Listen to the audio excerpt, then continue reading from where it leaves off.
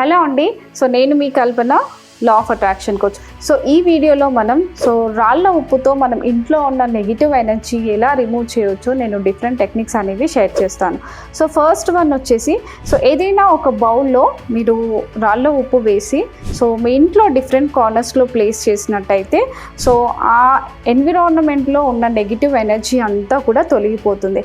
అలాగే మీరు ఇల్లు క్లీన్ చేసేటప్పుడు కూడా వాటర్లో ఈ రాళ్ళ ఉప్పు కనుక యాడ్ చేసి మీరు ఇల్లు వాటర్తో క్లీన్ చేసినట్టయితే డెఫినెట్గా ఆ ఇంట్లో ఉన్న నెగిటివ్ ఎనర్జీ అంతా కూడా వెళ్ళిపోతుంది. అంతేకాకుండా స్నానం చేసేటప్పుడు కూడా వాటర్లో రాళ్ళ ఉప్పు కనుక యాడ్ చేసి స్నానం చేసినట్టయితే మైండ్లో ఉన్న స్ట్రెస్ అంతా కూడా వెళ్ళిపోతుంది. అలాగే మన హెల్త్ ఇష్యూస్ ఉన్నా కూడా మనకి రికవరీ అయ్యే ఛాన్సెస్ ఉంటాయి.